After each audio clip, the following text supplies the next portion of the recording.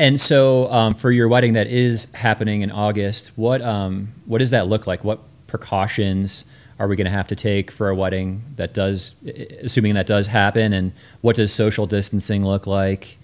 Well, so I really feel like the whole social distancing thing is not realistic.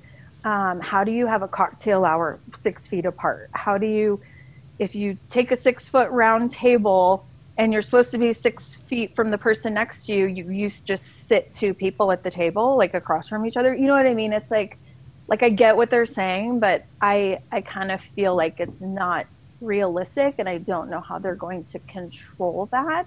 I also have clients that are 100% not okay with having a mask or having to wear a mask or guests wearing masks. And how do you drink your cocktail with a mask on? How do you eat with a mask on?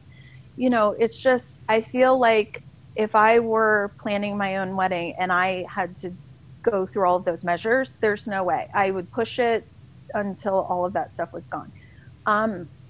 The wedding that I have in August, we don't know yet, at least I don't know yet exactly what the parameters are going to be as far as like vendors. And she has 100 people, so hopefully we're allowed to do events of 100 people. Then there is a company out of Las Vegas that is renting hand sanitizer machines, and they're branding them, so you can put like your initials or your name and date on the machine, so it's not so ugly. What's the name of that company? I'll have to look it up. Okay. I'll look it up. I'll put it in the show notes. I'll put it in the show notes. Yeah. So they actually just happened to reach out to me, and I was like, oh my gosh, this is great. I have other clients that want to do like, branded masks and things like that. But I think for the most part, I have another client that's doing like a really fancy hand washing station.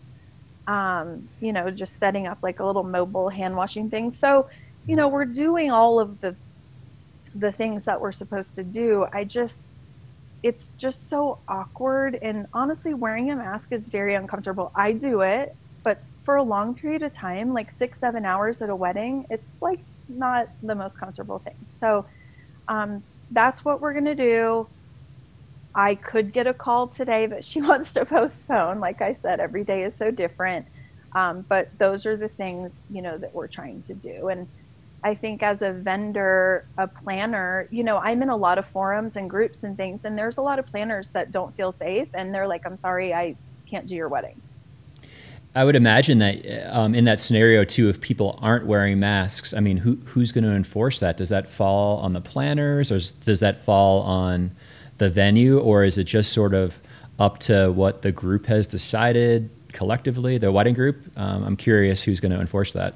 I'm not really sure either. I hope it doesn't fall on me, because I already have, I'm already bossy enough at weddings, and people are like, who is this girl? So I don't want to have to, be the one to enforce that. And I know there are a lot of people that don't want to wear one and don't want to be told that they have to. Mm-hmm. I kind of feel like I'm taking the approach that if the client, I really feel like it should be up to the client. If the client feels comfortable and they are okay having their guests and running the risk and the chance of something, happening or someone getting something, then I need to feel comfortable too, and just do what I can to make sure I don't come home and, give something to my family. But I really feel like it should be up to the client's, decision. Mm-hmm. I personally, like, without knowing, just based off everything I've read, really don't see large events happening until at least mid to late fall.